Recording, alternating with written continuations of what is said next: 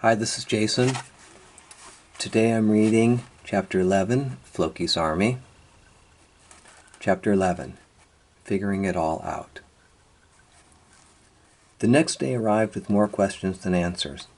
It didn't help then that they barely got any sleep.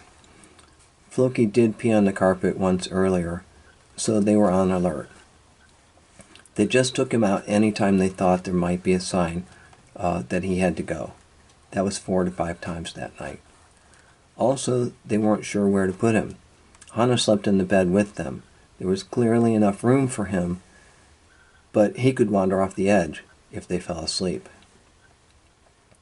There were things you had to think about with a blind dog. They decided to put him on the floor in the bedroom and close the door so that he couldn't wander off too far. They didn't want him to become afraid or hurt himself. Jason always got up about 4 a.m. to get ready for work. After what may have been an hour or two of sleep, he got out of bed, and of course, during that short period of sleep, Floki had to poo. Jason cleaned it up the best he could, trying not to wake Paula up. As it turns out, she was awake anyway. This was a new reality they would have to accept until Floki learned his new life and how to be a dog. Since Paula was up so early, they were able to talk a little before he went to work. During her waking hours, she thought she came up with a solution to keep Floki safe and limit the number of accidents he had on the carpeting. She told Jason to go to the Babies R Us store and get a playpen.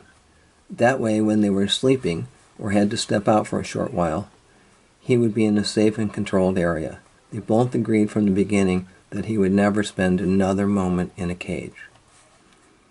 There was a shopping plaza near where Jason worked that just happened to have a Babies R Us and a Petco store.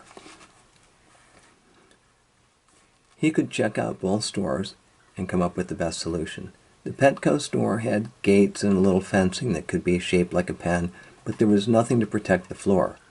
Plus, they were either made of wood or hard plastic. At the Babies R Us store, Jason found a playpen that was in the shape of an octagon and was made of synthetic mesh material. It also had a vinyl bottom that would protect the floor in case of accidents. It was about 4 feet across, big enough for Floki to move around freely, with still enough space for a bed and a blanket. The mesh construction would keep Floki from getting injured in case he ran into it. It also folded up easily so it could be moved from the living room to the bedroom easily. This is perfect. Later that day, Jason noticed Hana was sitting in her crate. They were instructed to get one by the shelter when they brought her home years ago. It just became another bed for her. The door had never been closed.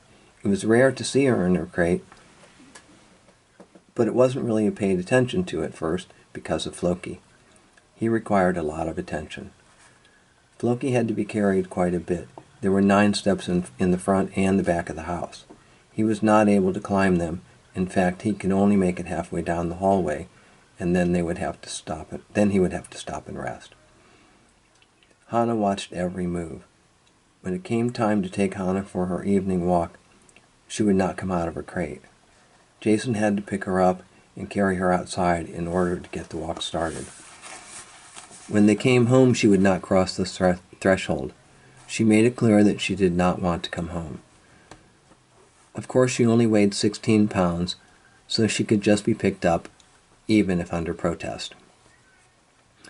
Then she decided that she was not hungry, refusing to eat her dinner, and retreating to another one of her beds under the dining room table. It was difficult to see her this way. She had been their baby for over 8 years now. Even though it was a lot of work, Floki became more lovable each day. There was just something about this little guy. On the other hand, Hana was shutting down a little more each day. She was clearly unhappy. After 3 full days, Jason was becoming very concerned. They did not want to ruin Hana's life by bringing Floki into their home, yet they knew that no one else would take him. Jason decided to call Sherry Casey. She spent a considerable amount of time with him, explaining that she had been through similar scenarios several times with her dogs, and that it will just take some time. She also referred him to an animal behaviorist that she knew, who would also spend a lot of time with him. She explained that it was too early in a relationship to make any decisions, and she felt that things would start to settle. Jason told Paula, but neither of them felt comfortable yet, because they were so concerned about the happiness of both dogs. Almost miraculously, the very next day, Hannah seemed at least 50% better. She was going for her walks and eating again. She was still cautious about Floki, but she would let him sit on the bed with everyone, just not close to her. When they were dog sitting other dogs, she would forbid any dog to get on the family bed. In fact, she would get in their face and give them her meanest bark, letting them know to get back on the floor where they belonged. This was a big step and allowed Paula and Jason to envision a better future. Now they had to balance caring for Floki and making sure that Hannah felt the same love that she always had been accustomed to. They both decided not to push the relationship between the two. If they wanted to be apart, so be it. They would let them learn to get to know each other on their own terms and at their own pace. End of chapter 11. Thank you.